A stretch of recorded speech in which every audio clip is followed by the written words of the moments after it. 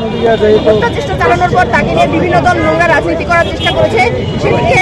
সেটির প্রতি প্রচন্ড ঘৃণা এবং তীব্র ধিক্কার জানাই এবং শরীফ ওসমান হাদী যেন দ্রুত সুস্থ হয়ে আবার আমাদের মাঝে ফিরে আসেন, আমাদের বিপ্লবের চিহ্ন হিসেবে, আমাদের বিপ্লবের প্রতীক হিসেবে আমাদের মাঝে ফিরে আসেন সেই প্রত্যাশা থেকে। চক্রান্ত একটা ষড়যন্ত্র কিন্তু আভাস রয়েছে এবং আমরা এই ঘটনার নিন্দা জানাই এবং যেই সামগ্রিক আইন শৃঙ্খলার পরিস্থিতি সামনে দীর্ঘ 17 বছর পর একটা নির্বাচনের তফসিল হলো এবং তার মানে তফসিল ঘোষণার পরপরই স্বতন্ত্র প্রার্থী হাদির উপর যে হামলা হয়েছে এবং এই হামলা যে অন্যান্য জুলাই যোদ্ধাদের উপর হবে না তার কিন্তু কোনো গ্যারান্টি নেই। আজ কিন্তু আমরা যারা জুলাই রাজপথে ছিলাম আমাদের সবাই কিন্তু জীবন সংকটে আছে এবং আসিফ, নাহিদ, হাসনাত ভাই তাদের সবাই কিন্তু জীবন সংকটে আছে।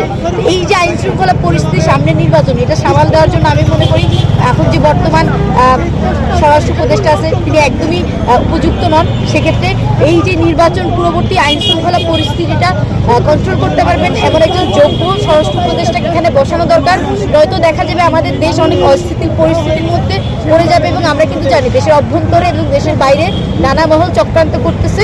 তো আমাদের এই যে স্বপ্নের বাংলাদেশ এই চক্রান্তের ভিতর পড়বে এটা আমরা চাই না। তাই আমরা অবিলম্বে একজন যোগ্য স্বরাষ্ট্র উপদেষ্টা চাই এবং আমরা এটা বলতে চাই চক্রান্তকারীদের যে আমরা রাজপথে আছি, রাজপথে থাকবো।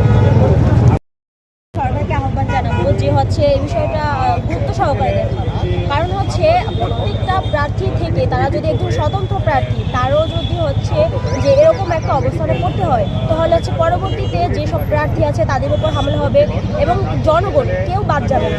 তো আমি আশা রাখবো সরকারের প্রতি যে হচ্ছে স্বরাষ্ট্র উপদেষ্টা যিনি আছেন তাকে হচ্ছে যেন 24 ঘন্টার ভিতরে পদত্যাগপত্র জমা দেন এবং হচ্ছে নতুন স্বরাষ্ট্র উপদেষ্টা হচ্ছে যোগদান করান, যেন হচ্ছে প্রত্যেকটা প্রার্থী থেকে শুরু করে প্রত্যেকটা জনগণ যেন হচ্ছে আমরা শান্তিতে বসবাস করতে পারি। নির্বাচন পরবর্তী সময়েও, শুধু নির্বাচন পর্যন্ত না, নির্বাচন পরবর্তী সময়েও হচ্ছে যেন আমরা ভালোভাবে করতে পারি। সেজন্য হচ্ছে আমি প্রশাসনের কাছে এই দৃষ্টিটা হচ্ছে রাখবো যে হচ্ছে বাংলাদেশের আর কি প্রত্যেকটা যে মানুষ তারা হচ্ছে একটা বিপ্লব ঘটিয়ে হচ্ছে আজকের এই পর্যায়ে দাঁড়িয়েছে এবং সেটা যদি হচ্ছে তালিকাভুক্ত করা হয় তারপরে কে হামলা করবে তো হচ্ছে আমাদের জীবন তো সংকটনাপূর্ণ।